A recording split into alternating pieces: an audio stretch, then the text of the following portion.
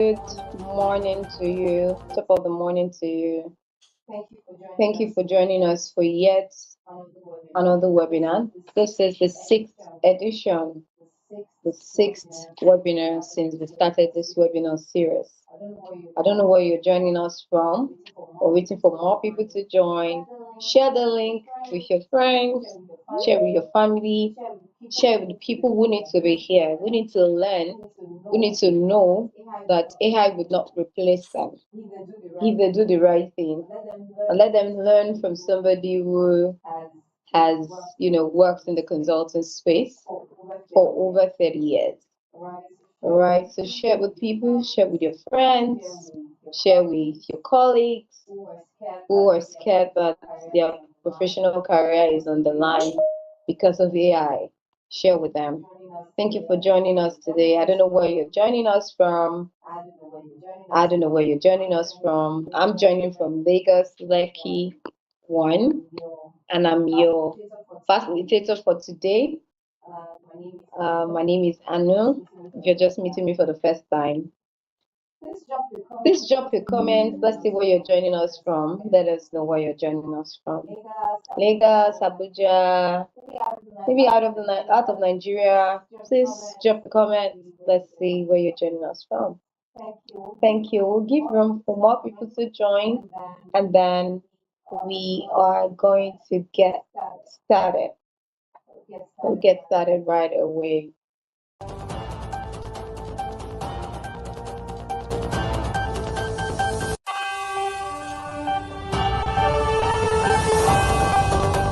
For more people to join, and then our guest speaker is here. Is joining from UK, Berkshire, in UK. Thank you, sir. Thank you. Joining from Lagos, Mr. Simon Aggie. Thank you for joining. Thank you. We have over 32 people on this call. I mean, I'll expect more comments. Or maybe they're still trying to settle in to join properly. So we're giving it 2 more minutes, and then we're going to get started.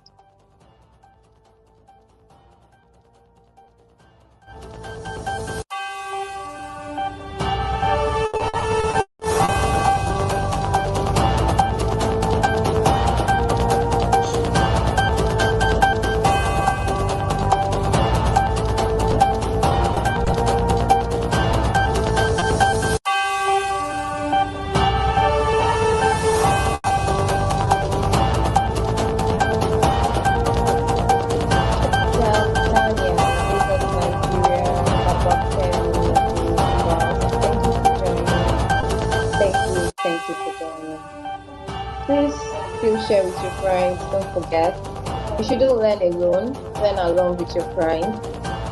Learn along with your colleagues. It will be very helpful. Very, very helpful.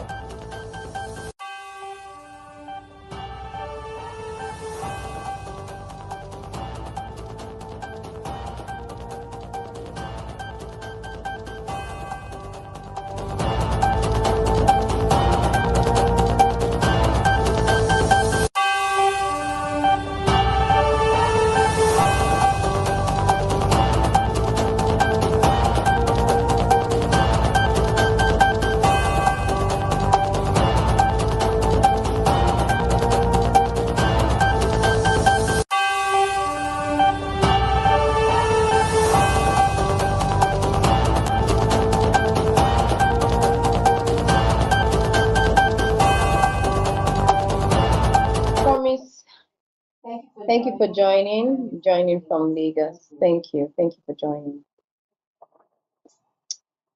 All right.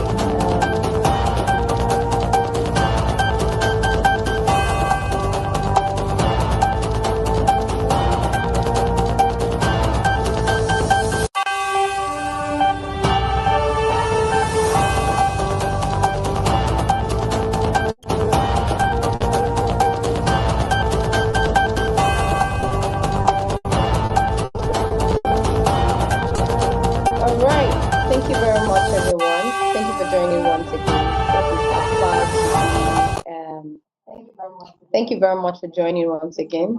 This is about to be a memorable webinar because Mr. Adekunle Salah, our guest speaker, did us the honor of being part of us today, and this is something we do not take for granted. Today's topic is something that quite a number of persons have been quite scared. I know people who are already, thinking of changing careers because they think AI is going to take their entire job. It's going to take over. But you will learn everything what AI is about today. But this conversation about AI started about how many years ago? I think about 10 years ago when Internet of Things started became a thing. Machine learning and AI conversation also started. And then I think the fact that it just came in and everybody seemed to have adopted it. Why some people have adopted it for the right things. Some other people have not been able to use it effectively and utilize it for the right thing. So today we have Mr. Adekunle Salah, the founder and CEO of AFS Consulting. We're going to, introduce him very soon, who will do justice to the topic of today. And before I proceed, we know why we've been doing this webinar. For those who don't know, focus group will be 10 come August 17, 2026. And for 10 years, 10 years of significance, 10 years of impact, 10 years of servicing industries, organization, different sectors. And then we said, what can we do? How can we give back? And we decided to, give back through this webinar series. This is the 6th edition. So we've had 5 powerful webinars, and then this is the 6th one. We have one more, and then come August 14th, we're going to have a competition where we introduce a new product that Focus Group has, launch a new product called Kira.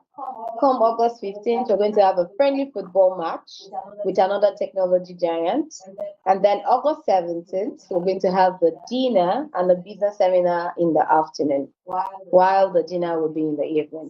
So we have a whole lot of events laid out. However, our major concern and what we want to do majorly is to give back to businesses, to career professionals, to individuals who are open or who are in a fix right now. They don't know what else to do with their career. They don't know how to move on or how to proceed with their businesses as well. So you already have the rule down. We're going to do an advert. We're going to show you an advert very soon, and you'll see what we're up to and what we're still going to do in the coming weeks. This is the significant 10. So if we greet you significant afternoon, kindly respond to us significant afternoon as well. All right, let's get into it. Transforming workflow without replacing people. Building an AI-ready organization, culture, data, and what? And governance is the topic for today. And to do justice to this topic, we have an expert among us, a thought leader, somebody who has spent years, over 3 decades in the consulting space. Now we're about to have his introduction. Technical, please. Our speaker, Adekunle Fatai Salau, is the founder and chief executive officer of AFS Consulting, Inc., with more than 3 decades of experience in technology, business consulting, and organizational transformation. He began his professional career in 1988 with a state electricity company in Nigeria before joining PricewaterhouseCoopers, PwC, in 1994, where he rose to become a partner and led consulting operations across West, Central, and East Africa. In 2011, he joined Ernst & Young, EY, as partner in charge and advisory leader for West Africa. He later established AFS Consulting in 2011. Through his firm, he provides strategic advisory services to businesses, governments, and non-profit organizations, focusing on digital transformation, business strategy, and operational efficiency. Mr. Salau holds both a bachelor's and a master's degree in computer science from the University of Lagos and has completed professional leadership training at the world's leading business schools, including Harvard. He is a member of leading professional organizations and remains committed to mentoring future leaders while expanding the global impact of AFS Consulting.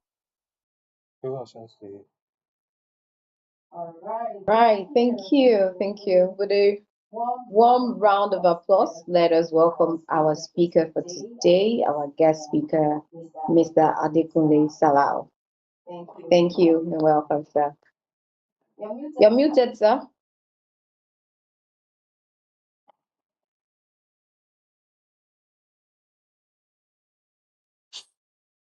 Thank you, Anu. Good morning, everybody. I guess it's still morning where most of us are.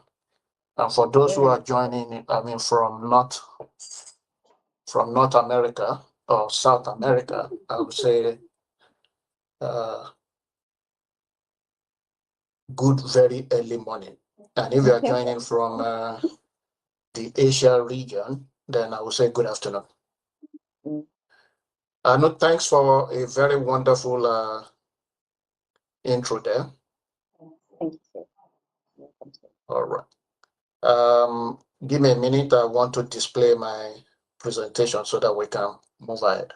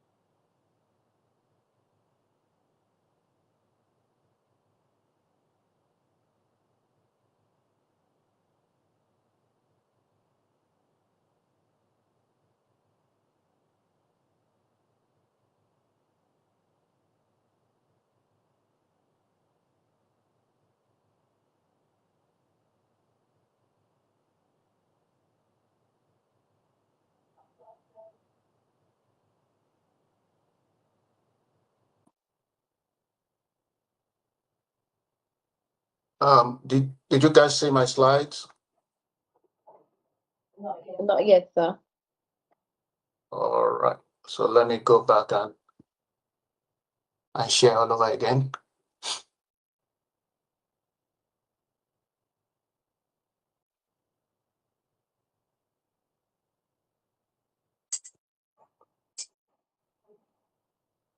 You can see your slide now, sir. All right. I've been told that they say most of the distinguished guests present are board members, senior executives. So I've tailored this very technical presentation to a broad audience, and that means we'll be talking at very high level. Also, I have a lot of case studies. I will go into details into some of them. The others, I will just use a very fine and light touch on them. But if you want, you actually can ask, and I'll go back and do a detailed presentation on any case study that you may be interested in.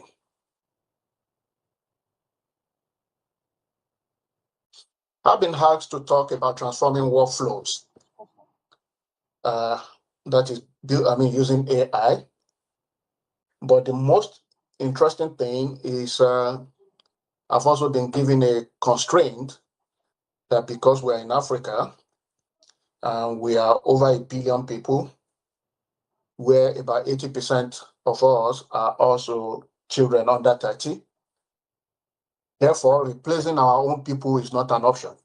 So I've therefore asked to concentrate on how do we do this effectively without replacing people. In fact, with adding more people to your headcount and being more efficient. So that's what I'm going to do this morning. My presentation will be in 3 stages. First, I will do some justice to this topic. Like I said, at very broad level. So there will be no significant technical input into it. I've stripped out most of the technical input that is not really necessary for this level of audience. Next, I will go into the case studies. And in the case studies, I will look at emerging markets first. That is those people that are in the same boat as we are, or the same ship. And then I will land in Nigeria and talk about what organizations are doing in Nigeria, or what they have reported they are doing. So then the last segment is really where I'm going to turn this presentation over to you to have a proper conversation around what you guys are doing or what you are going to be doing in your own organization based on what you've heard this morning. So in total, I'm reckoning we'll be spending about 90 minutes. But we can stretch it to two hours depending on how the process, how your own discussions move ahead. The summary of my presentation can be is what you have on this slide. So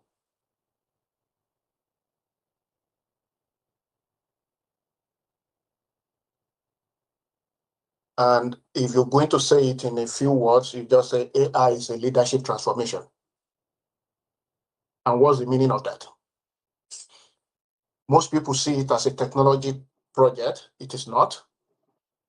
It's actually a transformation project. But more than transforming the organization itself, AI can be summarized as transforming the leadership.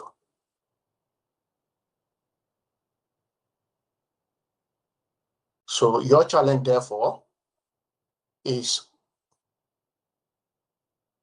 not thinking about whether AI will change your organization or your or your industry. It definitely will if it's already not doing that. The real thing you need to be discussing about is how will you shape your own organization deliberately, rather than have it imposed on you by competitors, customers, citizens, or regulators.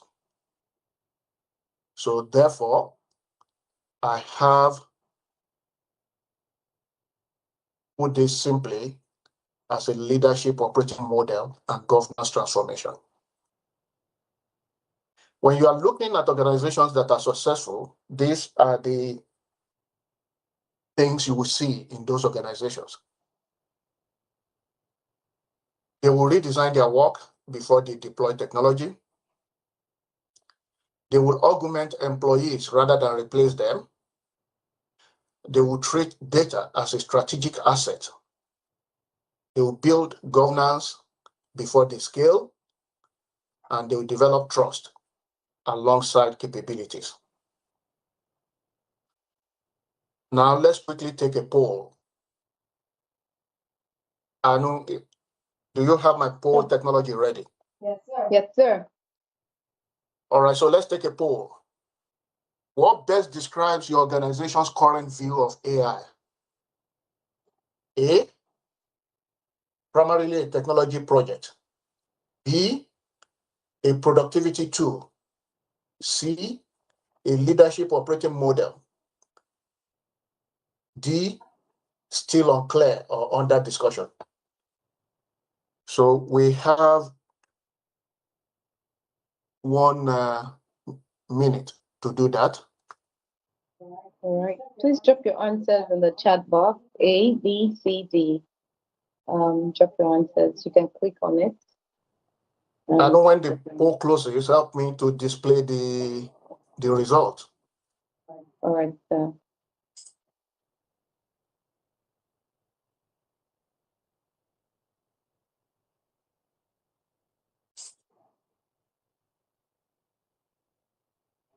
We're waiting. Kindly participate. We're waiting for your responses. We're waiting for your responses. Okay. You can also use the poll. Just click on the button A, B, or C.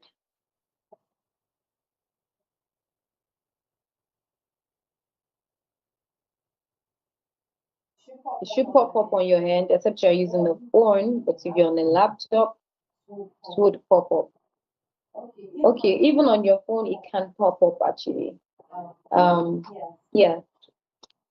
Can you check the chat? The poll is right there in the chat. All you need to do is click, scroll down, click on the poll, and then you see the options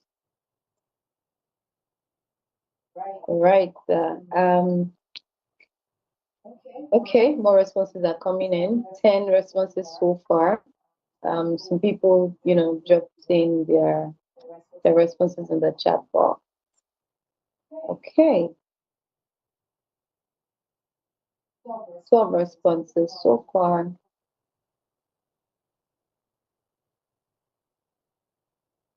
All right, sir. Okay.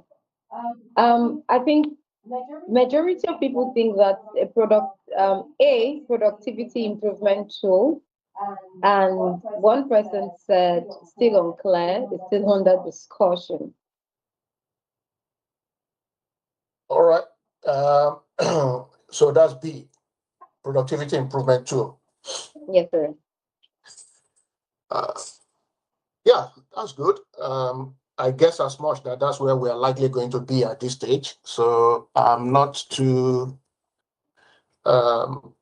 shocked. And that means that I'm probably talking to a very good audience, and therefore this presentation is going to be very, very useful for you going forward on how you continue to guide your organization. All right. So why does it matter now? Why are we really looking at this topic at this time? AI is at an inflection point. We're at the state where we were during the internet boom. For the electrification, most of us are probably not alive when the electrification thing happened, so we won't understand this. But I'm very sure most of us are when we have the internet or the mobile in the 90s, or cloud computing a bit more recently. So AI has matured and is now becoming embedded into business operations and customer interactions, into government and public services. And when we go through the case studies, you will see how these organizations and public institutions are using AI, knowledge work and decision support. So technology has moved from physical tasks to cognitive tasks. And that is where we are, and that is why this is very important that you are able to really sit and determine what the future looks for your own organization.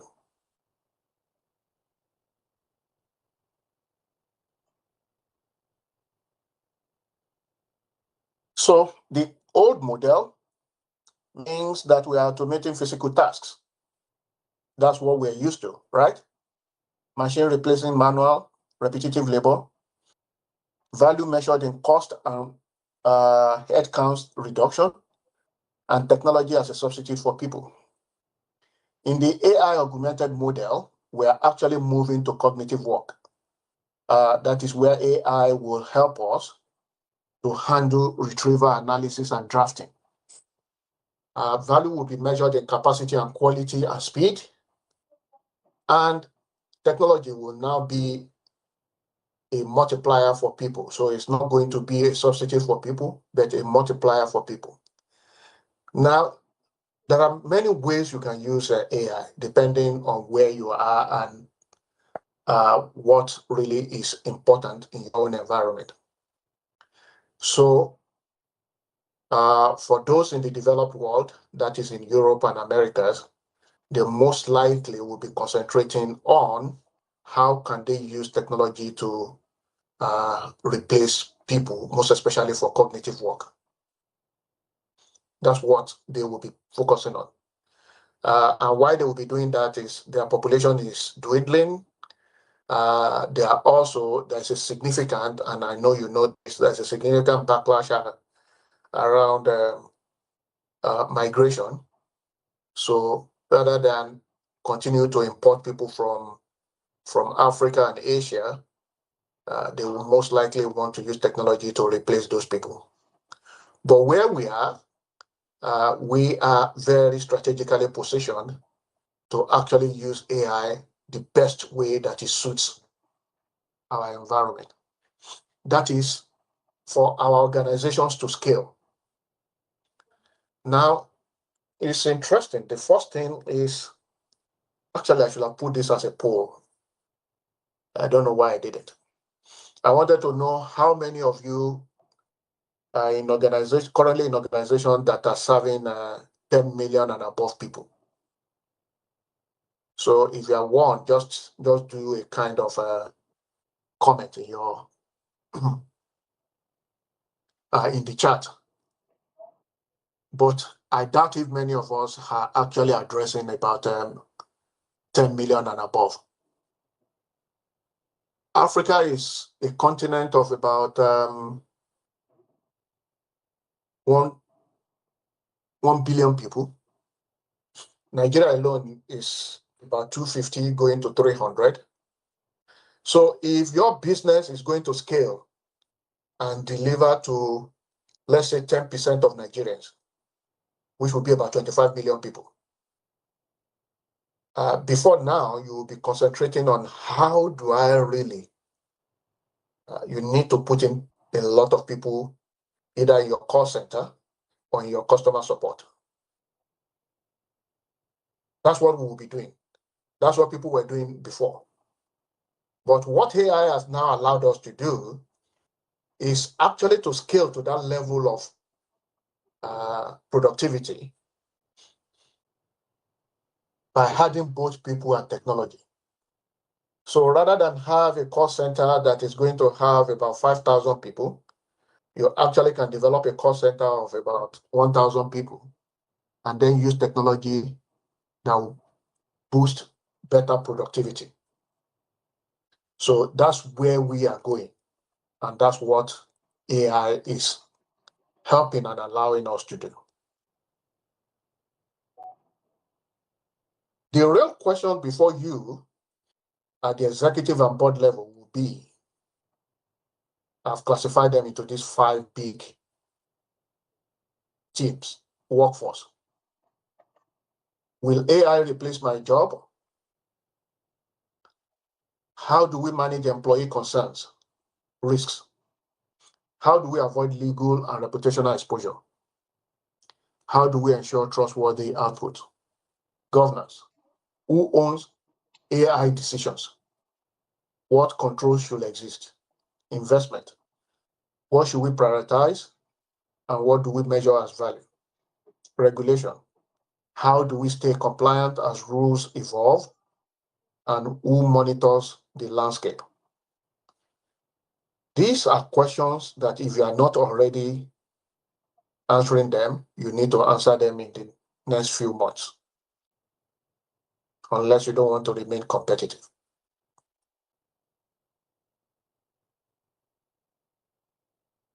AI also allows us to have a totally different mindset. Transforming workflows, not the people. So we will transform our workflow, and then we'll better equip and build the capacity of our people to do that. The traditional view of how we deploy technology is we look at human, we look at the processes, and we look at technology, right? That's how we go. That's the flow. With AI, the flow is going to be human plus AI, because now the AI is the one that enables the human to perform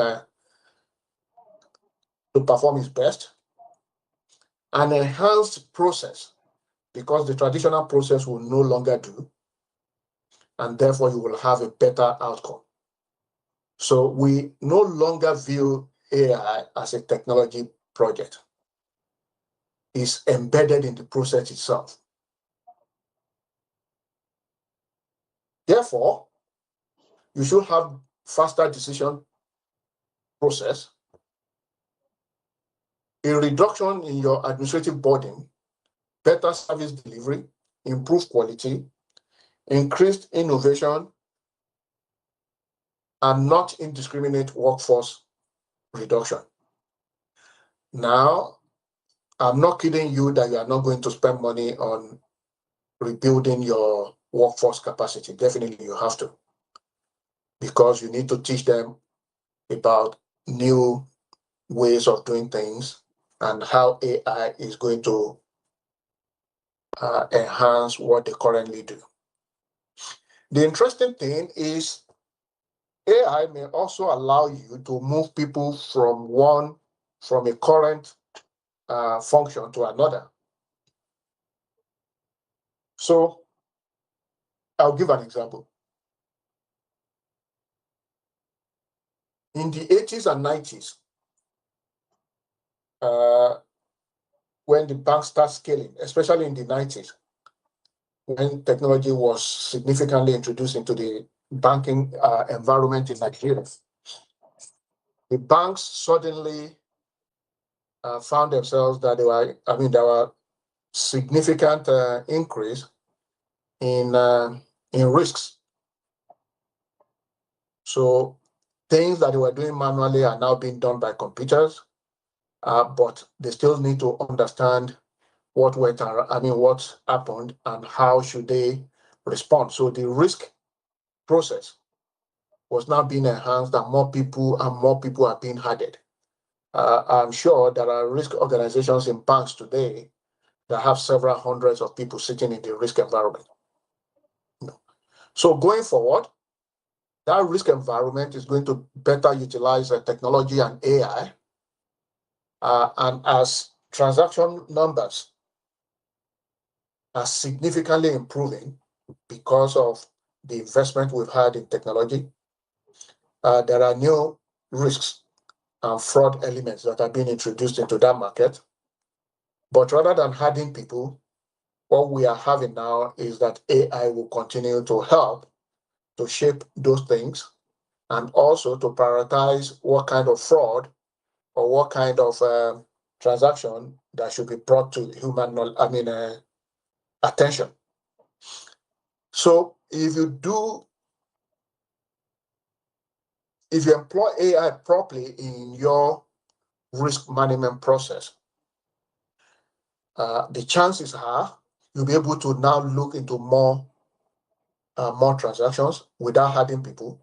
In fact, you can get people from from your risk management into your frontline operations, which will also better improve the quality of service delivery. Those are the kind of things that AI will allow you to do.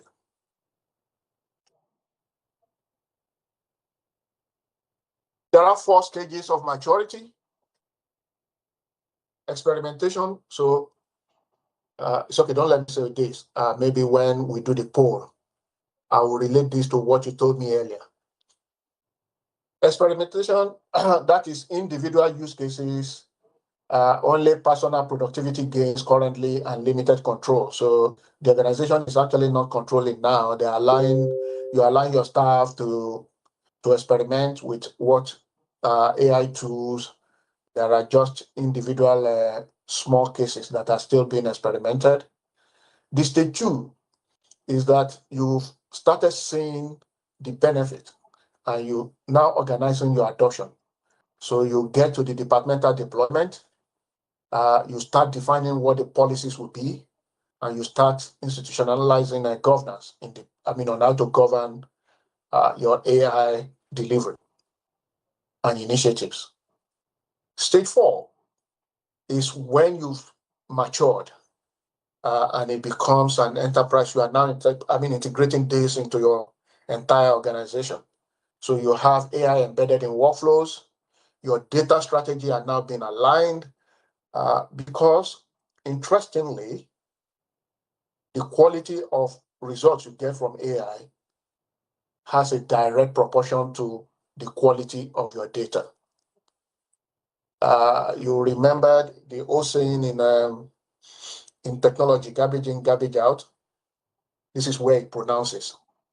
So those of you that are even using AI, in your normal everyday thing, why people talk about hallucination and things like that is largely because of the quality of data or the quality of the prompt that you put in. So the better prompt, the better the prompt, the better the quality of what you will be able to get. Then you start having workforce programs, and that needs to be shaped properly.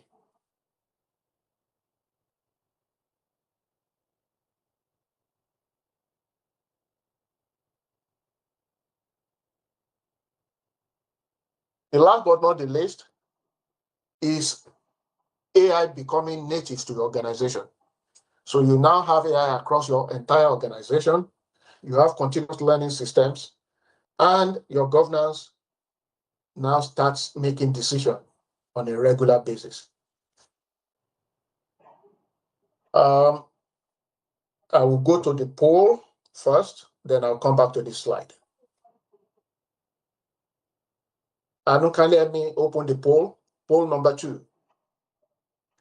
Where will you place your organization today on the AI maturity journey? A, stage 1, experimentation. B, stage 2, organized adoption. C, stage 3, enterprise integration. D, stage 4, AI native organization. Again, I give 2 minutes. Okay. The poll is now on your chat. All you need to do is click on either stage 1, stage 2, stage 3, or stage 4 and submit the vote. Submit the vote. So you can actually use this on even your mobile phone and not just on your laptop. All you need to do is open the chat box and then go to the poll, pick or select stage 1 or stage 2, stage 3, stage 4, depending on your view of where your company is in AI adoption, and submit vote.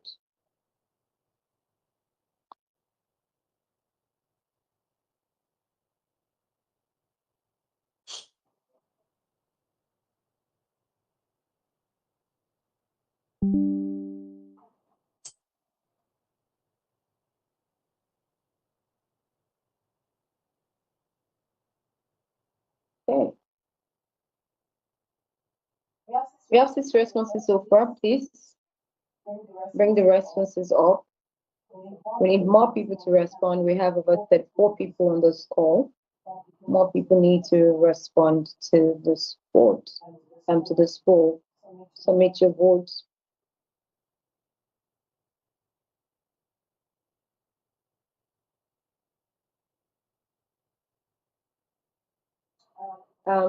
Oluwatife Odejobi, kindly use the button, select either stage 1, 2, 3, or 4, and then you submit the vote.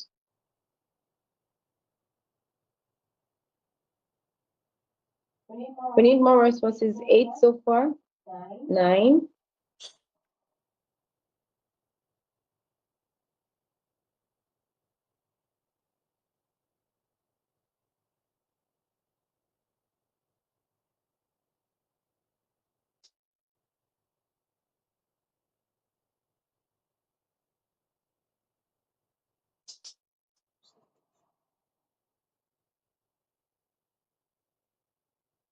All right. I think we have 9 responses. 8 responses so far. 7 people think, okay, more responses are coming in. Okay. 80% thinks there's experimentation. 20% thinks it's organized adoption. Great. This really ties down back to, you remember the first poll? Yes. Productivity improvement. Yes. All right. So now the 80% at experimentation, I would say you are strategically placed because, and it's very good that you're attending this presentation today, because now you'll be able to equip yourself with what you need to do so that you can do it better or do it right. Those in organized stage also, organized adoption, sorry, you are also currently in a good state. You need to learn from what you're currently doing and also learn from this. And this, the next phase of my presentation actually tells you clearly how to move into enterprise integration. So you are in the same space with most organizations across the world. Most organizations sit in stages 1 and 2. Only very few are in strategic stages of 3 and 4.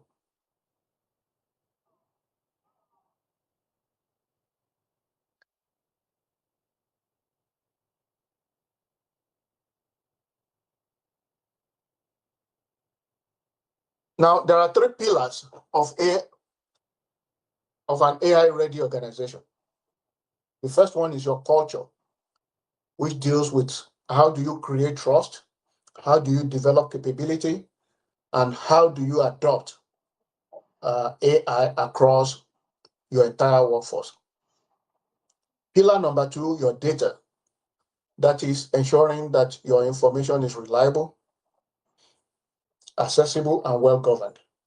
And pillar number 3 is your governance. Being able to manage your risk, being able to set accountability, transparency, and also monitoring and ensuring compliance. If these 3 pillars are not properly done, you will rarely be able to scale AI successfully. So it's not you doing one, it's doing all the 3 properly. So we'll go to pillar number 1, culture. This is the largest predictor of success. The culture that you build is going to tell whether AI, you'll be successful integrating or adopting AI in your organization, or you will not. Because the adoption succeeds based on the level of trust, the capability, and the belief that AI amplifies people rather than diminishes them. Mm. So what we currently have and what the media is helping to propagate, which is not healthy, is that AI is actually going to diminish people. In fact, in some countries, US especially, there are current discussions going on about how the entire country at some stage in the future is going to live without human being working. The truth is, it's not going to happen. People are living, they are living in utopia. They are creating unnecessary fear. It's not going to happen that people will not work. People will continue to work. We've had this kind of of fear during in any major transformation that happens. So AI is not any exception. So why do we say AI is the largest predictor of success? The adoption will fail when your employee fear replacement. So if you are telling me AI is we're going to employ AI, we're going to adopt AI in our enterprise. And all I'm reading and what I'm hearing is that AI will make me to lose my job. Then I'll be looking for means to sabotage the process. And don't forget, someone like me will be strategically placed in the organization. So someone like you is strategically placed in your own organization too. So if you are fearing that AI is going to replace you, definitely you will also be looking for means to sabotage the entire thing. But that's not true. So AI will not replace you. In fact, in Africa, AI will not replace people. The more we adopt AI, the more people we are going to be employing because we are going to be scaling. The good thing is AI is going to help Africa to launch big organizations that can not only serve Africans, we can serve the world from Africa. This is the beauty of what this is going to do for us in Africa. The leaders will resist change, like I've said. It will also fail if the skill gaps remain unaddressed. The truth is, the skills you require for an AI native organization is not the same skills that you currently have today. So, for instance, I have a confession to make. About 70% of this presentation you guys are looking at are made by AI. And the reason why I could do it is because I'm already an expert in the topic. I know what I'm looking for. I'm an expert in AI. I also know how to ask the right questions and how to get away the questions that are not, the answers that doesn't really make sense to what I want to talk about. But the look and feel, normally this kind of presentation would take me minimum of 3-4 days to put together. So I'll first sit down with 2-3 sheets of paper and put my thought process in place, design what my flow of presentation would look like. Then I will go to PowerPoint and start thinking about, which would be the best, how do I lay out the PowerPoint? If I'm lucky, I will have some presentations I've done in the past that I can reuse the template and things like that. But today, I don't really need to do all those. I don't need to think about the template. AI will help me think about the template. All I need to think about is the content. How do I arrange it? What do I need to have?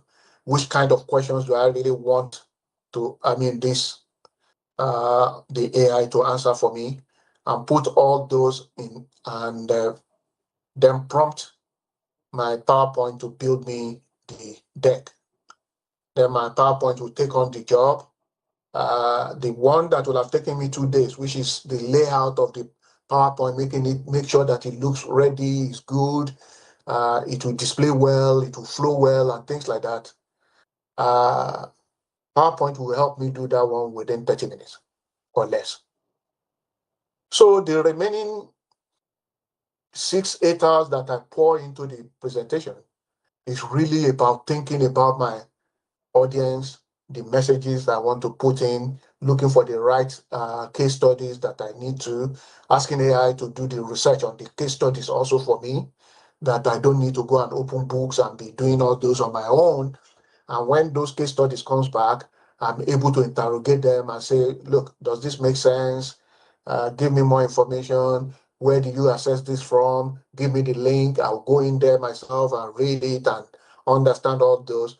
So now what would normally have taken me between 4 to 6 days, I'm able to do between 8 and 12 hours.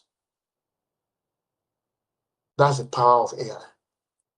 And as I get better in doing this, and I train my AI system to understand the way I work and what is important to me, then I can do more and more of this in 4 hours, 3 hours, 2 hours. So that means if I get a speaking engagement, I actually can go out and deliver a professional speaking engagement that is really up to the quality of what I would normally deliver in less than 2 days. So that's what AI will be. But I won't have been able to do this if I've not reskilled myself, upskilled myself. I will actually be 62 tomorrow. But the reality is, I've not given up.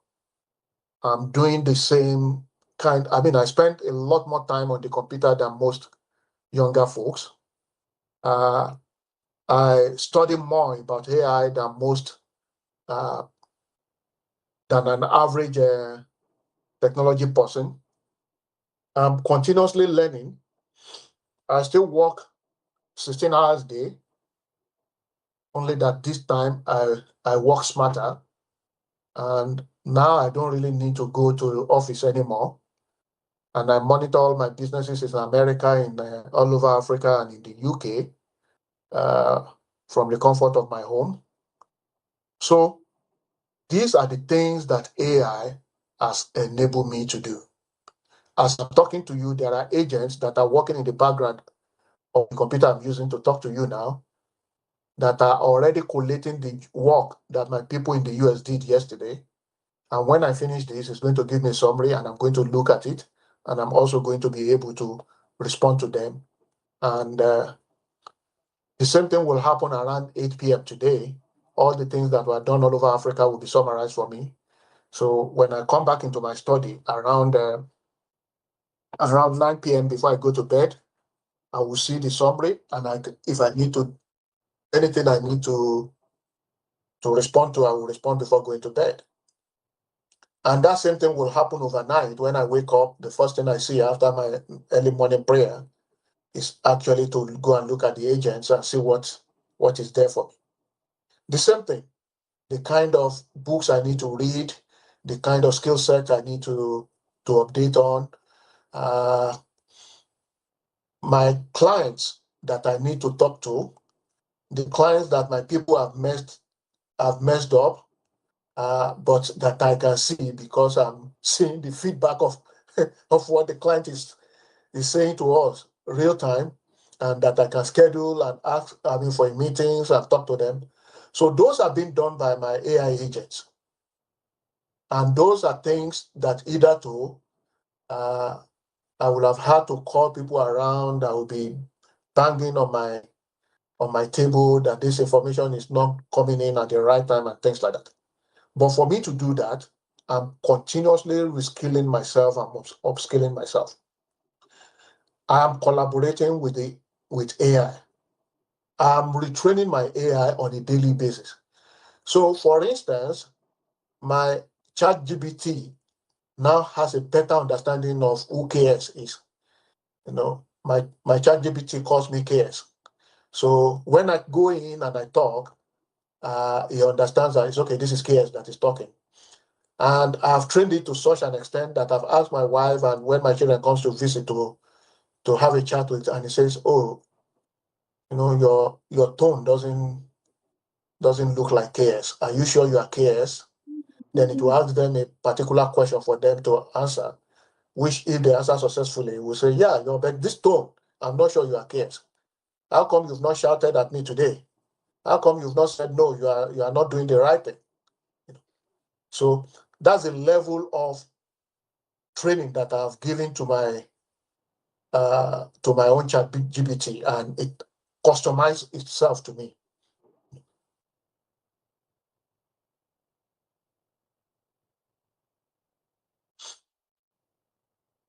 So the next thing is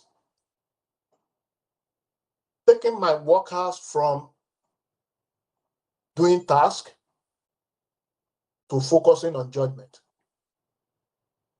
I can employ AI to do repetitive analysis. Like I said, when I want to do analysis now, I don't look for my NYSC and ask them, go and do this analysis for me. No, I have my AI, bots to do that, to do information retrieval for me, to do content drafting, to do pattern recognition. When I get things that I don't believe that this is the way it will be, no, I go back to AI and say, no, this doesn't make sense. And AI will say, yes, you are right. Now, the reason why people say most times, why they say, oh, but AI does not give the right answer is because we listen to AI when they give us the generic ones. So I have trained my AI to know that you can't give me generic. You need to do a lot more. It's the same thing. When you have a young graduate doing your research work, the first few times you give them anything to research on, they come to you with the mundanes. And then you say, no, that's not right. Go back. No, how about this, how about that, how about that? And then they go and do it. Then they go back and do it. They go back and do it. So by the second, third time they are working for you, they don't come back with mundane. They come back with. So by the time they are becoming, they've spent 3 months, 6 months with you, they know how you work. They know what your thought process is, and they are now responding to those things. That's the same way AI also do. Now, I focus myself and my people on judgment. So, my first year consultants no longer do repetitive analysis. They are doing judgment. And so what? What if? And so if this is this, so what? What's the meaning of that? They are now making judgment and asking AI to help them and say, AI, you have all this information, summarize it for me and give me some level of things that I can make judgment out of. They are also being used for ethics. Now, interestingly, one area where I can see AI working well in future, if we do it very well, is sanitizing the entire social media environment. The social media for people like us into the future, we are going to start training X. What's the name? WhatsApp. We're going to be training things like Facebook, and do not come to us with all these stupid and archaic models that are being shunning things out. We're going to be challenging them. When people post stupid things, we're going to challenge and say, no, this is not right. This is not ethical. And we're going to start training the social media to become ethical. That's one area that I see that's going to work in the future. In fact, now that I've thought about it, I need to put this down. That's one area where I need to put my money in and start researching and focus my people. Ethics in social media. Creativity and relationships. So you spend your time now talking to people, building relationship, and therefore growing your business. Not in repetitive things that you can use AI to perform. In leadership, you start developing leaders. In accountability, people start becoming accountable. So that's where the workforce of the future are going to be. So the question is not which kind of jobs will disappear, but the real judgment is what is the new roles that are being created. In AFS Consulting, globally now, we are changing our entry-level consultants from being analysts to becoming people that will be able to now create scenarios for us. So they don't come to us with analysis and things like that. They come with different scenarios because they are now using AI to do the analysis. They are using AI to do the retrieval. They are using AI to do the content drafting. And they are now asking the question, what if analysis? Supposing this one happens.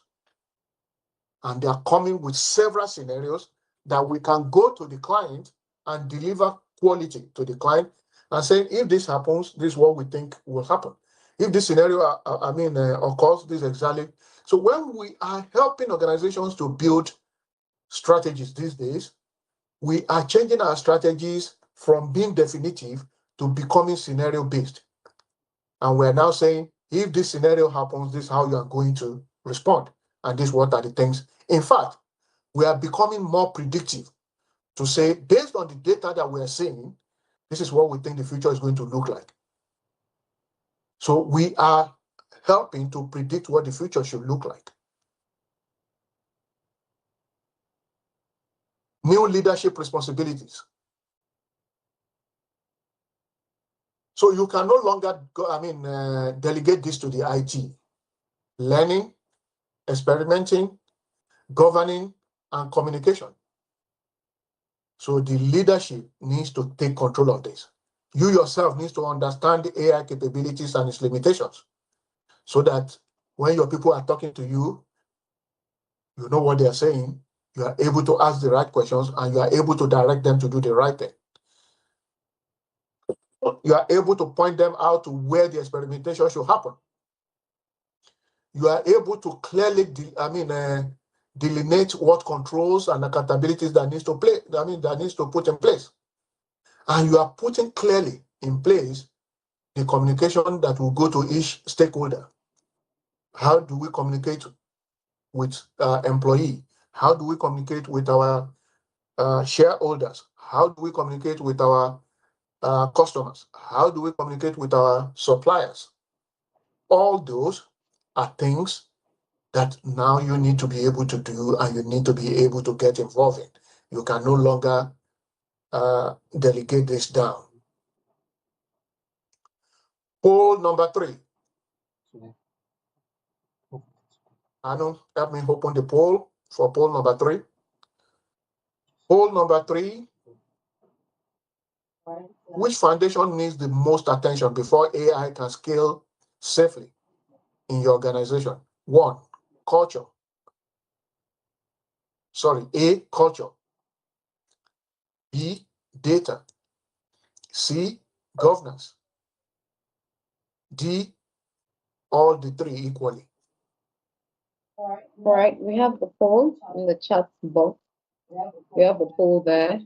Kindly click or select which you think the response or the answer is. I think there are no right or wrong. The question is, which foundation needs the most attention?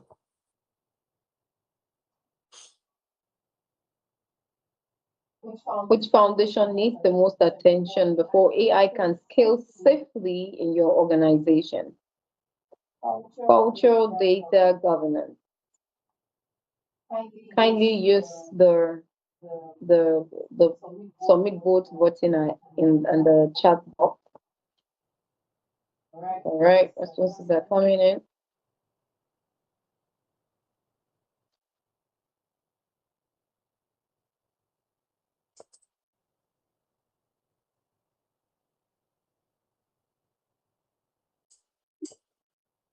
Okay, we have 11 responses so far. We have 12 responses so far.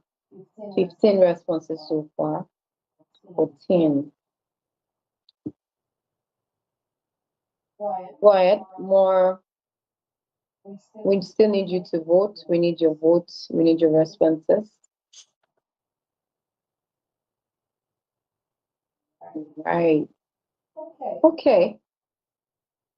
20%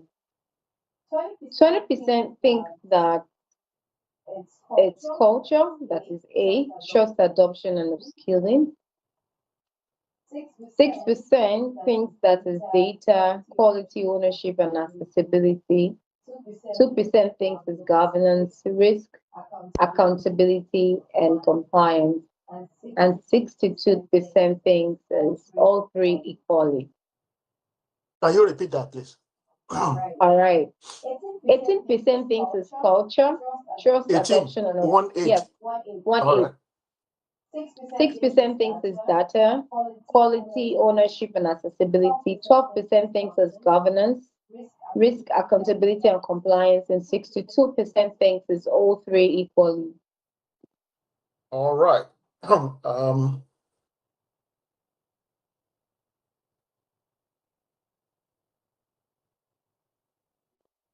So the question is, which one needs the most attention? Number D would be right to say that all the three needs attention. D will not be right because you use the word equally. Therefore, A is the answer. You remember this slide? Your largest predictor of success.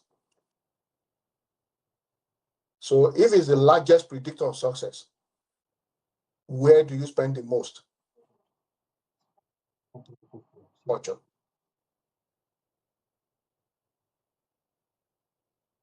All right, thanks. It shows we are following. I'm really enjoying myself. And by the way, to those that pick D, I really love the way you people think. The only problem is you didn't look at that word, the qualifier here, most, and the predictor here equally.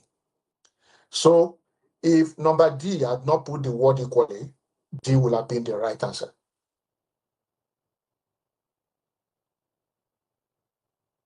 Pillar number 2, data.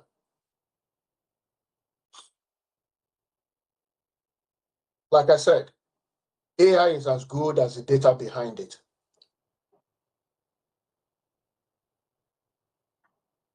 So you have your data. The interesting thing is a lot of us still have data manually. A lot of the unstructured data that organizations have are manual.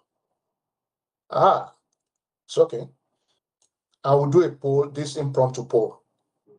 How many of us have significant data on WhatsApp?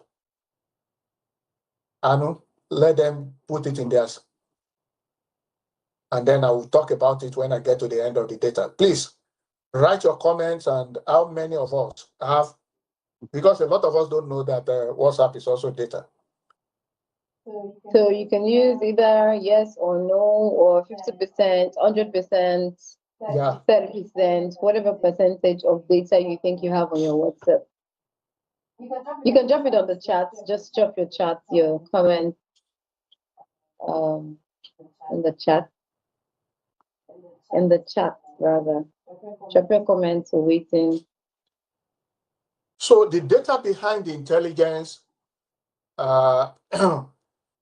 really determines how well your AI will go. If you have poor data, you have poor decisions. Compliance will be risky. There will be reputational damage, and there will be reduced trust. The strategic reality is go on, Anu. All right, sir. 2 responses. Someone said significant amount of data. Another person, Anthony Doraji, says 100% of my data. I'm not surprised. Those that have not answered probably just didn't want to. In Nigeria, especially, we do a lot of WhatsApp chats, especially with our customers, with our clients. A lot of communication is done on WhatsApp. And these are done on private devices, mostly private mobiles. And they are also done on private cloud. So this data does not reside with the organization. When you leave, the entire data goes out. Now, more and more, one of the projects that we are trying to do with a client is being able to help them annex their entire WhatsApp platform and build the data into AI readiness, where they can start mining what that data is doing. Because this day, technology has gone advanced that you actually can mine the non-structured data. So when we are talking about data, most people think we're talking about structured data, the one that you put in the forms that are filled. No. So anything including, so for instance, I will be surprised if this, in fact, it's not I'll be surprised. I think I know that this conversation is being recorded. So at the end of this exercise, I'm sure if Focus have done their job very well, a summary of this presentation will be given to them. And they can then act on that. There are so many other things that you can do based on those. So including voice notes that are left on WhatsApp, we actually can now convert them properly as data and try to analyze what they are saying and what you should be doing from them. So data are strategic assets. Do you know where your critical data resides? I've just given you one. Who owns it? Usually it's your client, it's your staff. They are not owned by you. How accurate is it? Majority of them are accurate, but you don't know where they are. How are they protected? They are not protected at all. Whether it can be used for AI, you don't know that, but I know that. I know it can be used for AI. Now, the data readiness requires the quality of data, the metadata standards, data ownership, data security, and the lineage of data. What do we mean by the lineage? So I have this discussion. Who did I have the discussion with? And what discussion comes before that? And what else comes before that? Why did I take this decision? What prompted it? Those are the lineage that prompts all those things.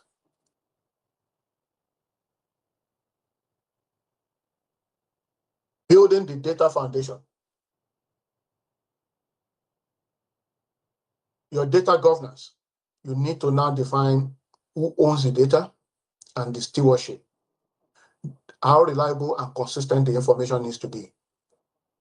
You need to have security against misuse and breaches. Data accessibility, making sure the right people are accessing the data. Data ethics, responsible and lawful use. The third pillar is governance. And that's where we create trust. If you don't have trust, then you can't have AI. If I don't trust that what my AI is going to return back to me is going to be right, then I can't use it. If I've not trained my co-pilot on my own PowerPoint, the way I work and what I needed to do, I will not be using it to develop my presentations. This same presentation, I can develop it in several modes, depending on the prompt that I give. This same presentation, I can give it back to my co-pilot and say, I just finished delivering this. These are the feedback that I got from the presentation. Can you rework this deck for me so that it will be ready for the next presentation? And then it will ask me one or two questions, which I will answer the way I want it, and I will give it, and I will go and make coffee and go out and attend to my clients and things like that. By the time I come back, the deck is ready, is waiting for me to come and review. I don't need to create the deck myself. I don't need to call my I don't need to call my special assistant in Lagos to do a draft of the deck. Then I can look at it later because I've been able to train my co-pilot to pilot this with me.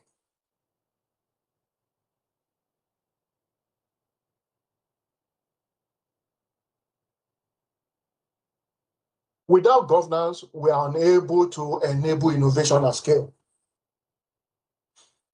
If you don't put the right governance in place, innovation risks will increase. Adoption will slow down. The public confidence will decline. But when you put in the right governance and things like that, that's exactly when some of these things we talk about will actually happen.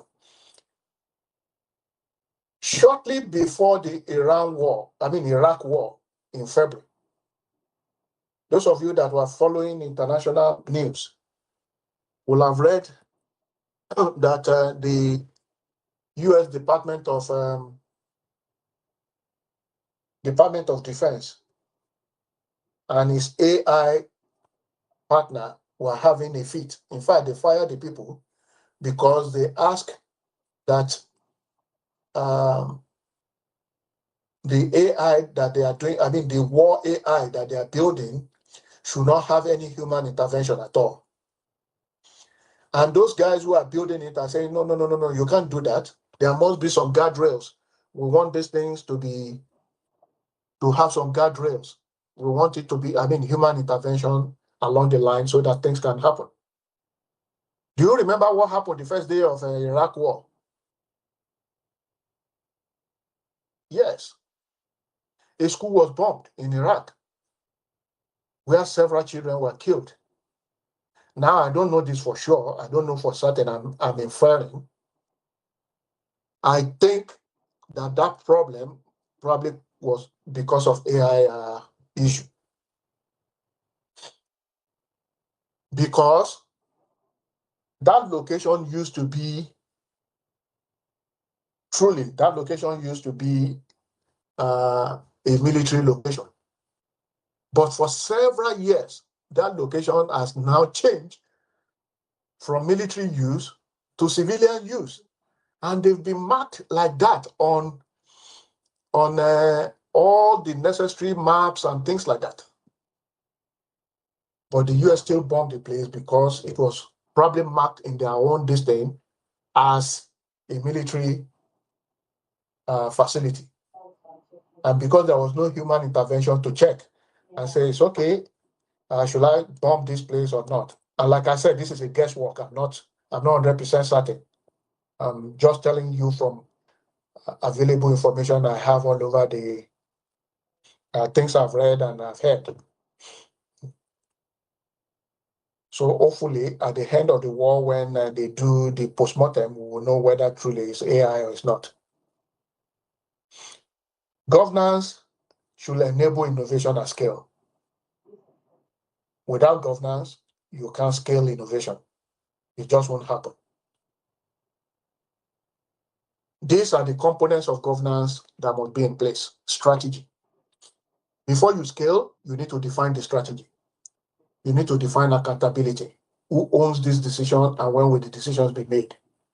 What are the risks?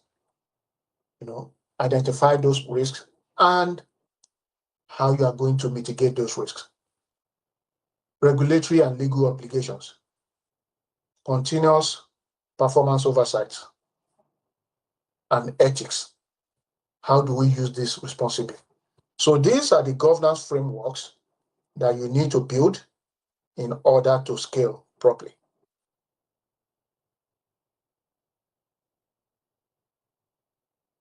And you, as a member of the board or as a board, as a group, must continue to determine the strategic risks. What's competitor doing? What are the technology dependencies? What are the operational risks? What's the output? What if the process fails? Regulatory risks. What are the emerging regulations? What are the things we can violate by doing this? Reputational risk. What are the biases? How do we become transparent? If we are not transparent, what is the risk? What's the trust concern? Cyber risk, data leakage, prompt injection. This is very, very important. I'll give you another thing that happened, I think, last year here in the UK. There was a football club. An Israeli football club was coming to play football with with an English football club in Birmingham. And that Israeli football club is notorious for, their supporters are notorious as being hooligan. And guess what? There's a high population of Muslims in Birmingham. So the police was really, really very worried about, Arab and Israel, and Jew conflict that may arise when this when this gas comes to town. So some people recommended that they should ban the Israeli fans from coming over. It became a big problem in the UK. The ban was not institutionalized at the end of the day. I think the government overruled the recommendation. But what we found out several weeks after was that decision to ban was purely based on a low-level officer that did a research that is just AI based. So the level of the questions that were asked were not the right quality. So the prompt injection, the biases that were built into the search was not, thank God the government intervened, but now you start seeing how difficult and what AI also can do. So there was a big reputational damage for the entire Birmingham City Council and also Birmingham Police. It was big scandal here.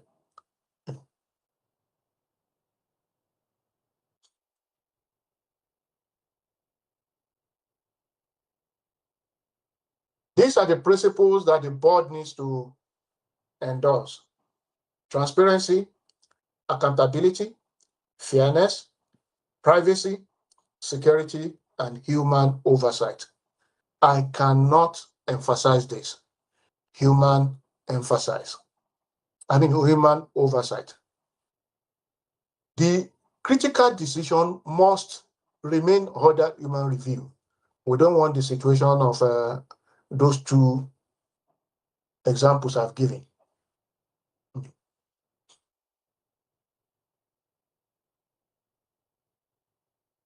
The public sector, view. Citizen services, these are areas where you can use them. Citizen services, faster response, regulatory oversight, monitoring and enforcement, public administration, you use it to reduce your administrative burden, policy development. This will give you improved evidence that you can then use for decision making, resource allocation for service delivery. Trust and legitimacy remains paramount. You must ensure that happens. These are the opportunities depending on which industry you are: financial services, risk assessment, customer support, fraud detection, healthcare, clinical support, patient engagement, administration efficiency, manufacturing, predictive maintenance,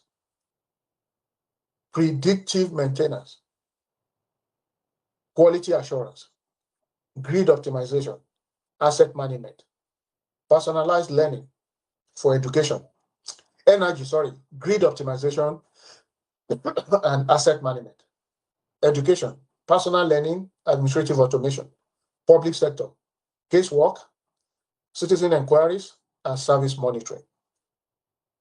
So those are areas where you can employ AI. When those three pillars we spoke about, you've granted them, they are properly embedded in your organization. Now I'm going to go into how organizations are using AI to expand access and capacity without replacing people. And I'll be going from Rwanda to Kenya to Ghana to India, Brazil, and at the end I will land in Nigeria.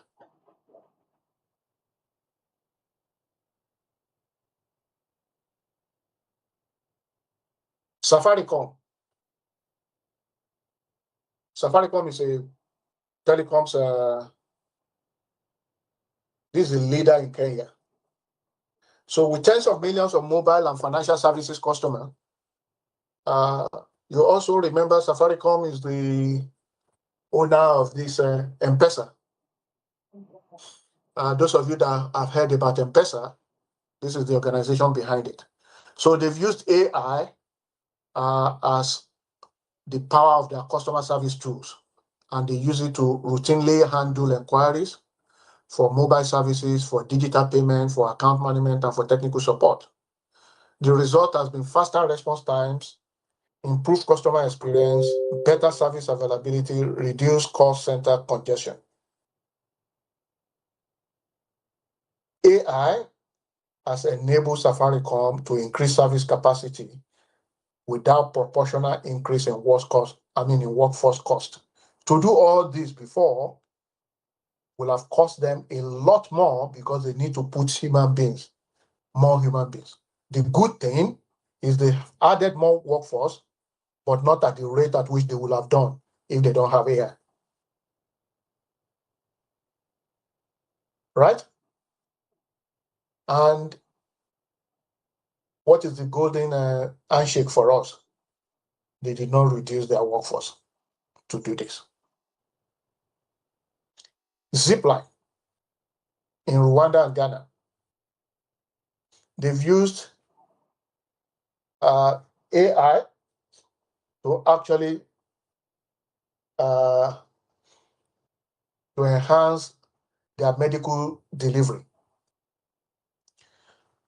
The challenge was that remote communities are experiencing delay in receiving blood supplies, vaccines, and essential medicines. So they've used AI-driven logistics, routing, and forecasting and operational planning to integrate into their healthcare delivery services. And this has given them better delivery times, improved healthcare access, and better inventory management. And it has also reduced wastages. So some of these that they need to keep excess because of logistics delivery, and now they don't need to keep excess, and therefore they don't go damaged again. What's the lesson here? AI can extend the reach of public service without expanding bureaucracy. State Bank of India. The challenge is they have this organization actually manage millions, hundreds of millions of customers, hundreds of millions, and that's only one bank. Not 100, hundreds. That's minimum of 200. Am I right? Yes, sir, you're right. Absolutely. So that's minimum of 200 million people. One bank managing the size of Nigeria population in India. So they've introduced AI into customer inquiries, fraud detection, risk monitoring, and service support, which has enabled them for faster customer service, improved fraud detection, enhanced operational efficiency, and better customer satisfaction. So AI has allowed State Bank of India to scale service quality while preserving human trust. Brazil, the Federal Reserve Service.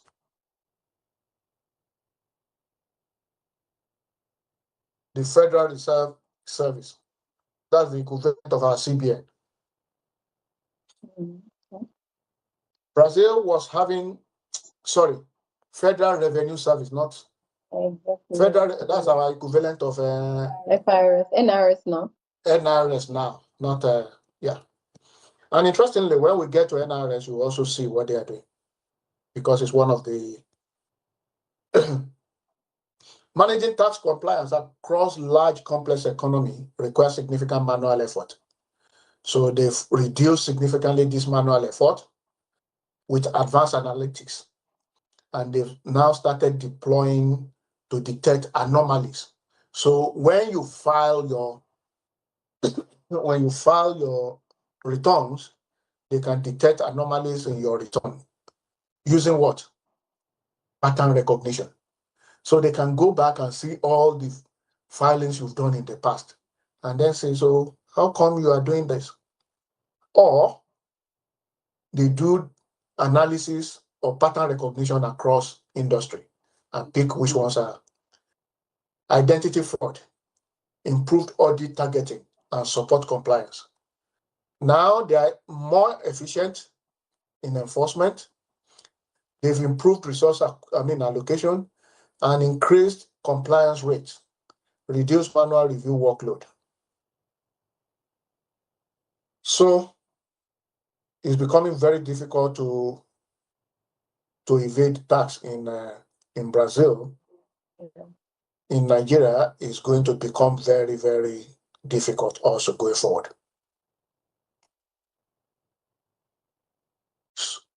In these emerging economies that I've talked about, AI has been used as force multipliers. That is to be able to scale. They didn't use it to reduce workforce. So their differentiation was focused on productivity.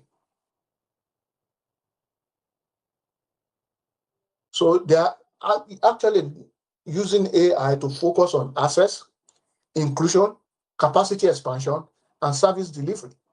So we are not using it. The developed world are using it for productivity cost reduction. We are using it for competitive advantage. We are using it for access. That is for more people to access our services, to include more people, and to expand our capacity, while at the same time enhancing our delivery.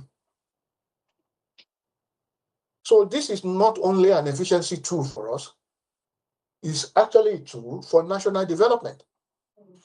As you saw in those case studies I spoke about, access to services, improved public sector effectiveness, strengthening financial inclusion, enhance healthcare delivery, improve regulatory oversight, and creating higher value for workforce employees. How are we doing with time, Anu? Well, we've spent 90 minutes, 92 minutes actually. We've done 90 minutes. Yes, sir. All right. So what I'm going to do now, in Nigeria, I'm going to use, I have two types of this thing. So I have NIBS. We all know who NIBS is. That's our equivalent. That's our payment backbone in Nigeria. Financial payment backbone. We know who MTN is. We know Flutterwave, and we know InterSwitch. I have this. So I will do this in a go using one slide. And if at the end of the presentation you still want me to delve more into it, I have more things to discuss. I put them in and we can look at each one that you want at details. Okay? So NIBS has used machine learning to detect suspicious transaction patterns and prioritize fraud investigation across payment ecosystem. MTN is now using AI for predictive analysis. So they are using it to optimize their network for quality of monitoring. For service quality monitoring. They're seeing what the churn is looking at and using it to predict churn and customer engagement. Flutterwave is using it to monitor transactions, fraud detection, and also scoring risks and compliance operation. InterSwitch is using it to look at billions of transactions that go through their platform for fraud prevention, service optimization, and operational intelligence. Seplat. So it's not only financial services that is using in Nigeria. Seplat, which is an oil and gas, they are using it for predictive maintenance and monitoring of their assets. Therefore, significantly reducing downtime. Lafarge, that's cement manufacturer, they are using it for support production planning, equipment monitoring, and energy optimization. Federal Inland Revenue Service, what we now call NRS, right? Yeah. They also are now using it for analytics and risk-based compliance monitoring. Abnormalities, they are using it to identify abnormalities, to do target audits, and improve taxpayer segmentation. Most of our banks, especially all the Tier 1 banks, are using AI today for one thing or the other, whether in customer analytics, in fraud management, in intelligence support, and in risk modeling. So across all sectors, the thing is the same. AI is being applied as to multiply scarce expertise. That's what we do. Now, when you look at Nigeria, these are the areas where the use of AI can actually enhance what we currently do. Customer service, more service capacity. So you can scale up whatever your customer service is doing today. If you apply AI to it, you can scale up at least. You can add additional 100% of what you currently do. So what he's saying is, if you have 10 people doing your customer service and attending to 100,000 customers today, if you add AI to it, you can use the same 10 people to do 200,000. Human resource, faster hiring, self-service. Revenue, reduce leakage, better targeting. Education, personalized, scalable learning. Legal, faster reviews, higher value advice. Compliance, 40 to 70% less manual reviews. Procurement, smarter, more strategic sourcing. Healthcare, more clinician time with patients because you can take healthcare admin and allow AI to do those ones. Agri, you can predict weather, you can look at market insights, and you can improve your yield. Executive decisions, you can use AI as your assistant, like I currently do most of the time now, and you can also use it for reporting.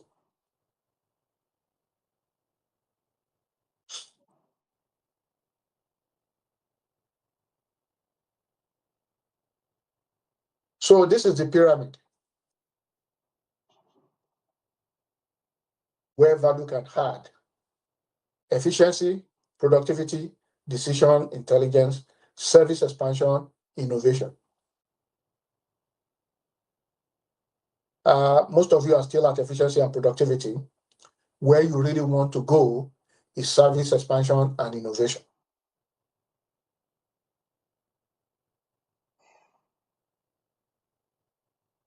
The real question is, how do you, at the executive management level, what metrics do you put in place to monitor what is going on? Financial, productivity improvement, cost avoidance, revenue growth. Operational, process cycle time, service quality, error reduction. Workforce, employee adoption, skills development, and engagement levels. Governance, compliance adherence, risk incidents, and audit outcomes. If you don't measure it, it will not get done. Like the saying goes, what get measured, God managed.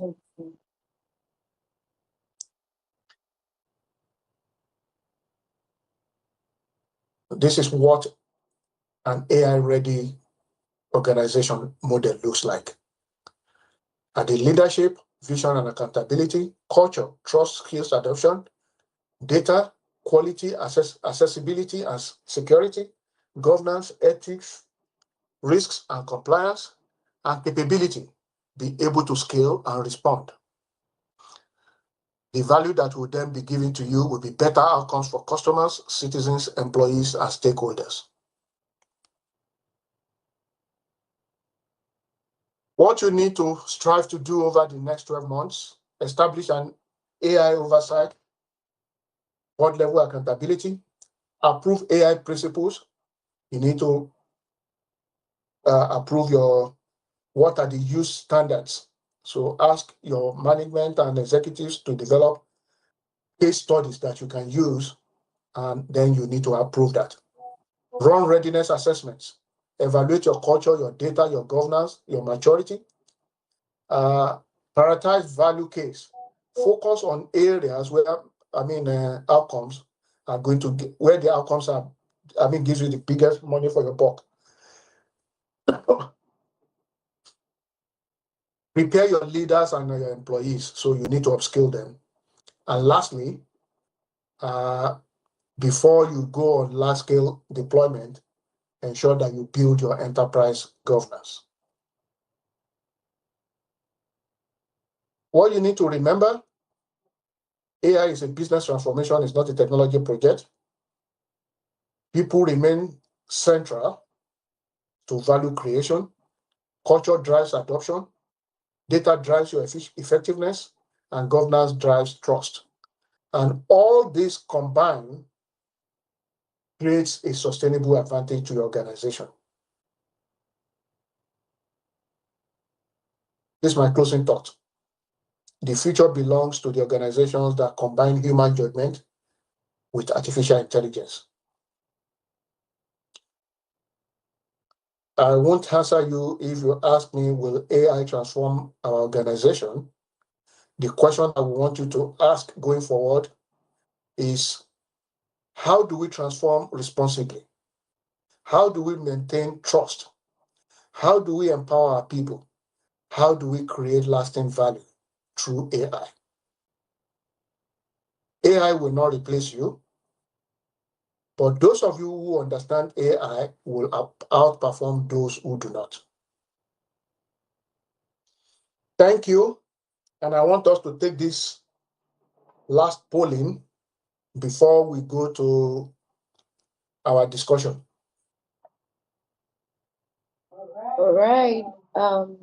We have Poll a number poll 4. here. Yes. What should be your top AI priority over the next 12 months? Establish AI oversight and accountability, approve responsible AI principles, run an AI readiness assessment, prioritize high-value AI use cases, launch workforce upskilling. All right, it's time to use the poll. It's right there in the chat. Select what you think it should be. You know that I think some few people left, but we have over 27 people here right now. So kindly select what you think you will be adopting in the next 12 months in your organization. Establish AI oversight and accountability, approve responsible AI principles, or is it run an AI readiness assessment, prioritize high-value AI use cases, or launch workforce upskilling?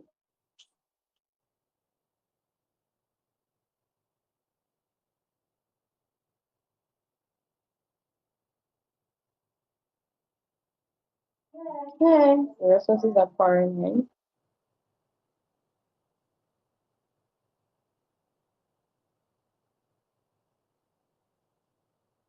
Okay. Yes, more responses, more responses.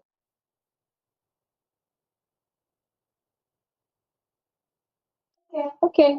60% thinks they need to establish AI oversight and accountability.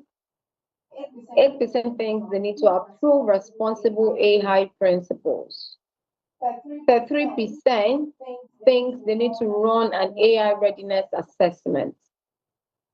Another 33% thinks they need to prioritize high-value AI use cases. And 7% think they need to launch workforce upskilling. All right, so 33% says run readiness assessment. Yes. And 33% says prioritize high-value AI use cases. So that's 66%, which is 2/3 of the people. The truth is there are no wrong or right answers. All of them are right. All you just need to do is to concentrate on what you think is the priority for your own organization. Yeah, but we are in the right. That's the right thing to do. Now, this is the discussion. I know kindly open the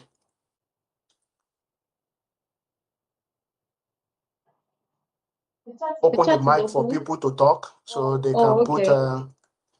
Okay. So if you you want to comment, kindly raise your hand. Just use the raise button, and then we'll enable your microphone. Thank you.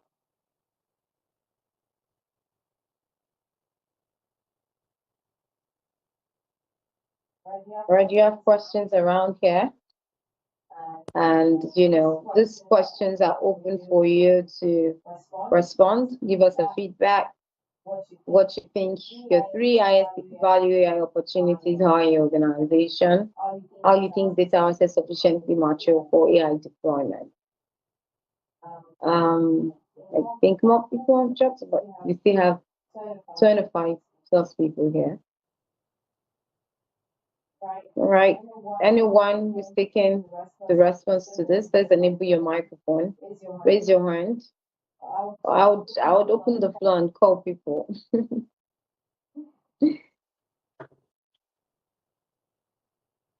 Okay. There's Olumide Ogun. Egunlise. Yes. This good. Let's listen to his microphone just.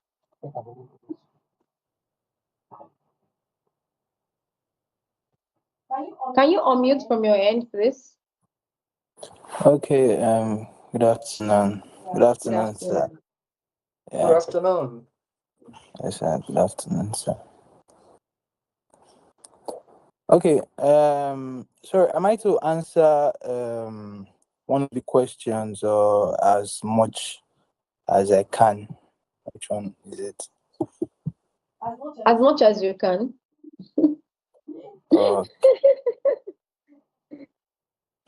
Okay, so for the first one, what are the three highest value AI opportunities in our organization? Is it in terms of value? I mean, the cost of the opportunity, or what exactly is it, sir? I'll just need clarification regarding question number one. Yeah, I mean, you should determine what the value would be for your organization, and then based on that, you can you can assess what those three big opportunities as you see it. Okay. Which industry are you? In the IT industry. I work with Focus Group Technology, sir. It's okay. Yes. Go on. Okay, so we have several opportunities, and the thing is, AI is embedded into all of these opportunities. And if we look at what is happening today, regarding across every spectrum of IT, there's AI embedded into each and every one of them. We could take, for example, a client could want a remote monitoring solution where the cameras have AI integrated in them, that if someone without access, steps into a zone they are not supposed to step into, it flags it, it detects that movement, that motion, and it flags it on into the system. That is the work of AI and artificial intelligence. And there are several of the opportunities. So I just want to say that all the opportunities we have a little bit of AI embedded into them. So that's my answer for question number one. I don't know if that is clear enough, or I can provide much more. No, it's clear. So that assumes that the example you've given for remote the facial recognition, all the people with the right access will have their facial data, biometrics, already in the solution. So if I walk into the ring fence area because my facial bio data is not in the system, then it will create a kind of alarm. Yes, sir. Yes, sir. Yes, sir. Even in the case of cyber security, From inception, I mean, they have, there are logics within these cybersecurity solutions, but as we've seen in the past few months, or past few years rather, AI has also been embedded into the solutions. So apart from the solution going through the normal logic that has been designed into the cybersecurity solutions, AI has been embedded into them. That if there are malicious, if there's something malicious, it just flags it and things like that. So the point I'm trying to make is that every opportunity we're pushing out there to our clients has AI embedded in it. So that's the question for number one. So for the number two, are our data assets sufficiently mature for AI deployment? I do not think so for now. I don't think we've gotten to that stage. We have, vast amount of data, but we've not been able to make use of that data for it to get to that. For it to for AI deployments, basically. So those are the two questions I would just like to answer. That'll be all from me, sir. Thank you.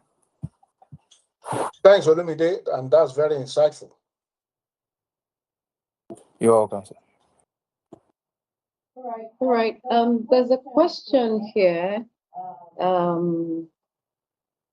from Tony, and it says that at what point should the board intervene if there's a hold on, there's a question before that. That as a board member, would you approve the investment on AI? And if not, what conditions would you require management to satisfy first before releasing the funds? And what concern carry the greatest weight? Is it the people? Is it the culture? And why? All right. Will I release a fund? No, not if this not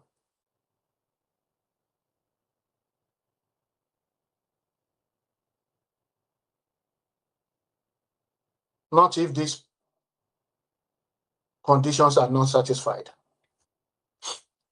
I will release a small amount of money for them to do experimentation and things like that. But before the board should approve big money for AI adoption, then the oversight needs to be in place. AI principles needs to have been done. Readiness assessment needs to have been achieved. Use cases needs to have been approved even by the board, and upskilling of the people needs to have happened. And definitely the enterprise, the governance that is going to that's going to govern it needs to be in place. So this slide is very, very important, and these are the condition precedent for a big budget to be released. But generally, if you are still at the experimental stage, you remember the maturity?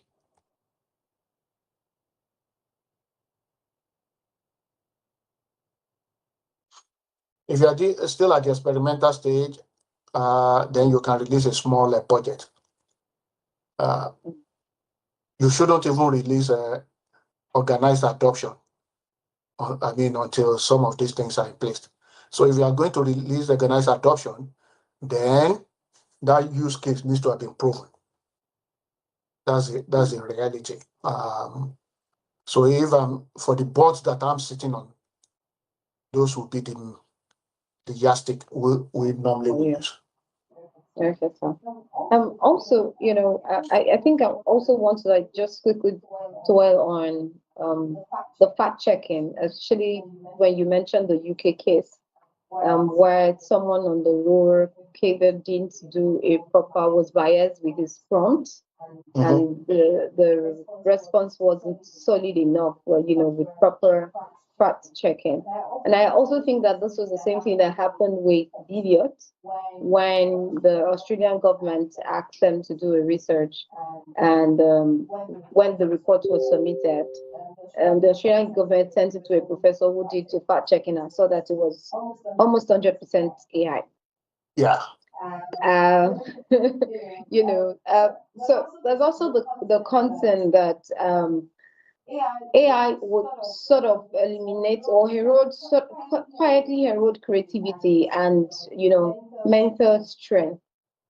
A lot of people probably just get lazy and get caught up with AI being able to get their job done quickly for them without being creative enough and even exerting critical thinking through the outputs that AI has given to them.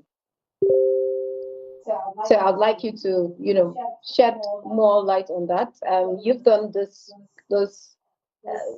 presentation, and that's because, of course, like you said, you knew what you wanted. You quiz ChatGPT that no, you're giving me the wrong thing, right? How should I start for checking, especially for people who are using AI day to day? The reality is there is no substitute for for experts. So if you see most organizations, right? Organizations are built like a pyramid. There's a reason for that pyramid.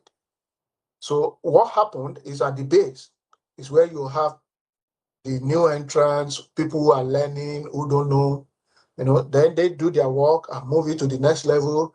The next level look at it and move it to the next level. Then they look at it before it gets to the board, right? The reality is somewhere in that chain, you should have gone through expert review. Now, I'm sure what the big four or the big organizations have done after the Deloitte debacle is that they themselves, that universities have something they call they've always had this thing because of plagiarism in academia. Funny thing. Yeah. So when for people that really studied abroad, you will have seen this technology in place long before.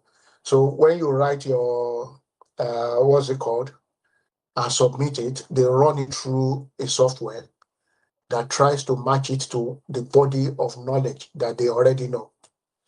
So that body of knowledge will be able to say, it's okay, I've seen something like this before. So it does a mapping, which gives it some level of, it scores it, and depending on the university, they tend to get the tolerance. Some university will say once it's above 80%, then that's a problem. Some university will give small and say 75. Some university will say anything below 50 is okay. But for some universities, you need originality needs to be 80% and above. You understand what I'm saying? But that also is not 100% foolproof, because we know that there has been cases where students have been accused, or even academia have been accused of plagiarism, and they've won the cases because they've been able to prove that no, these are original thought, these are original, and they bring all the things they do and things like that. So people may get lazy, but the reality is also depends, and that's why you remember one of the key conditions when we're talking about this is the governance that build trust, right? So yeah. If your organization is not known for trust, whatever you deliver, people will be, and if trust is a major thing, even the internal review internally. That's why I'm totally surprised that Deloitte could get into that kind of bungle, because that means the internal review did not happen properly. So I didn't blame the engagement team. The people that I blame are the engagement partners and the risk management partner, because in professional services, you have two partners, a minimum of two people that are responsible for high value engagements. So there will be an engagement partner who has the overall responsibility for the output. So if he didn't do his job properly, and the concurring partner also just glanced through the thing and allowed it to pass or didn't look at it, that's how they. So internally, they should have picked that up. And what I'm sure that some of these organizations are now investing in those kind of tools to sieve out what their people are writing their report 100% based on it. That the report is generated 100% by Originality, yeah. So there has been no significant. Now, the problem also will be as we go along, because like I told you, I continue to train my bots. But the problem is those bots are still public bots. I mean, as they still rely on public data. So as I'm training and it's getting better and things like that, the data that I'm using are being put in public places for other people to use, because it's going to also enhance what other people are doing. So more and more, there will be limited distinction between what is being done at some stage. So we also need to be ready for this thing to when it will happen. So there will be limited room at some stage for innovation, for some type of activities. But innovation will never be will never go away. So there would always be room, and that's why, like I said, all jobs are not threatened. All right, thank you very much, sir. In fact, I also have read that. Okay, go on, sir. Sorry. Proceed. The most threatened sector is actually IT, especially those of us who do programming, the engineers. Because now we have a lot of AI bots that can deliver better programs than our current 80% of our current programmers. So those people at the lower end of the rank are having difficulty now getting jobs, But again, we started seeing that no human beings will not be replaced. Is the level of seniority and what you've seen and things like that. All right, thank you very much, sir. I'm also very much aware that even the Turnitin now has an AI, language LLM that still it identifies and flags any AI generated content whatsoever, right? It's been a very enriching conversation. I know Abigail Alfred has a question. You can kindly channel it to our email, considering the time we've spent so far, and we want to also respect the time of people here. We have a buffer of I think about 10 minutes for this call to end. But before it does, I think, is Dr. Raji on the call?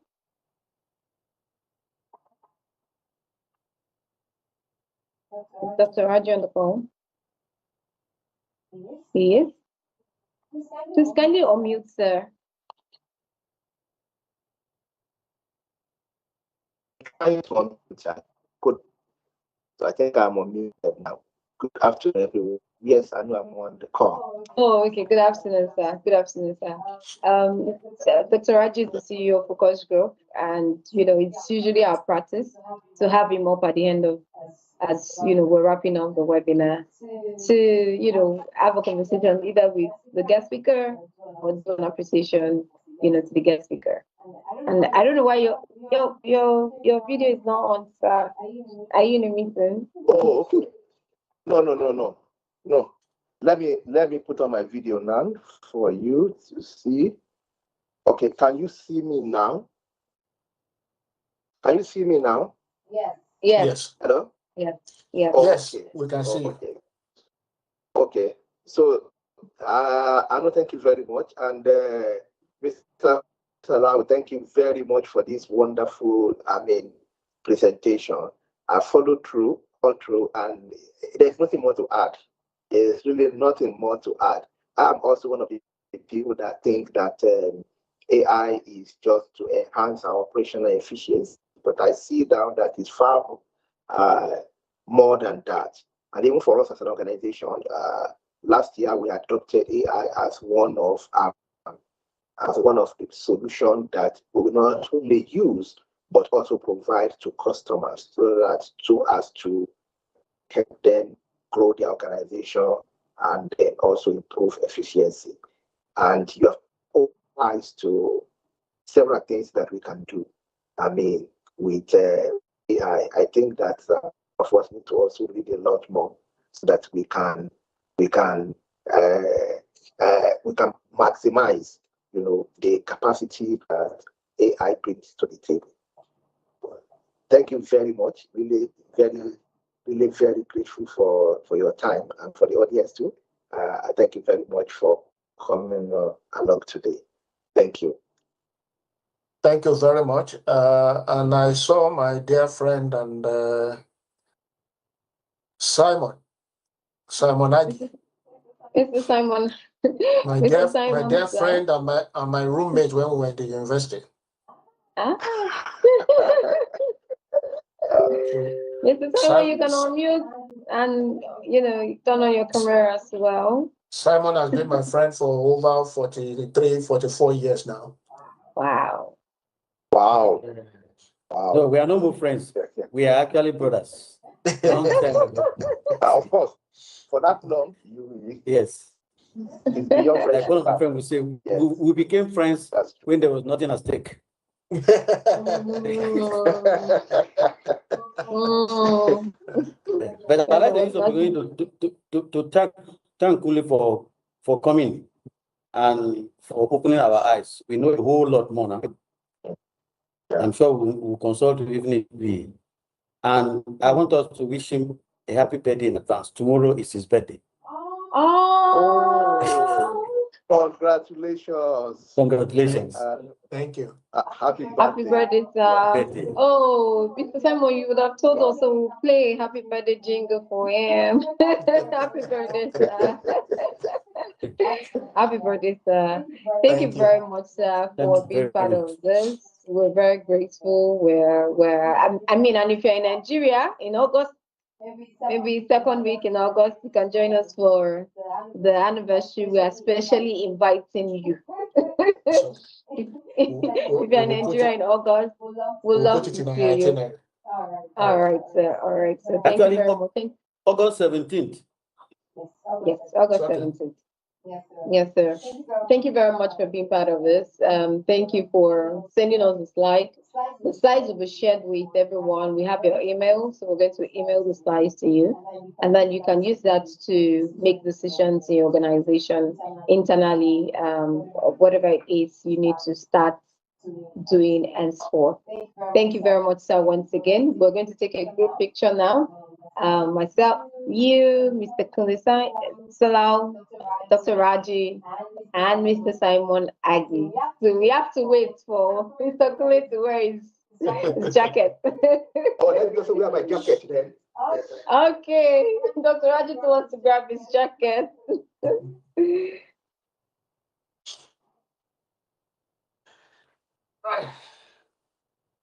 All right. Are you all ready now? yes. I think we're ready to smile. 1, 2, and go. Okay, we want to do it again one more time. Are you ready? Okay. 1, 2, and go. Are we good, technical? All right. Thank you very much, sir. Thank you. Thank you. And everyone for joining and staying till this very minute. It's 2 hours on this call. Thank you very much. We do not take your time for granted. We appreciate your time. We appreciate your efforts joining us. See you at the next webinar. At the end of this month, we'll let you know. We'll send an email to you. Thank you, and thank you very much. Have a beautiful day. Thank you. Thank you, Thank you, sir. everyone. Thank you, Dr. G. Bye. Thank you, sir. Yeah. Bye, sir. Welcome to Focus Group Limited News. Here are the headlines. Continuation of webinar series with episode 6 Workplace Pay Launch Queer Launch. Focus Group Anniversary Dinner Football Friendly Match. Further details below. Meet our speaker, Adekunle Fatai Salau. Also, Focus Group introduces workplace payroll management made simple and seamless. Moving on, Focus Group presents Queera featuring Campus Ambassador Program and Queera Scholars Challenge. In the spirit of celebrating our significant 10, Focus Group presents its anniversary dinner and a friendly football match. Come be a part of our significant 10. That's all for today news update. See you in our webinar next episode by Dr. Joshua Attar. Welcome to Focus Group Limited News. Here are the headlines. Continuation of webinar series with episode 6 Workplace Pay Launch Queer Launch. Focus Group Anniversary Dinner Football Friendly Match. Further details below. Meet our speaker, Adekunle Fatai Salau. Also, Focus Group introduces workplace payroll management made simple and seamless. Moving on, Focus Group presents Queera featuring Campus Ambassador Program and Queera Scholars Challenge. In the spirit of celebrating our significant 10, Focus Group presents its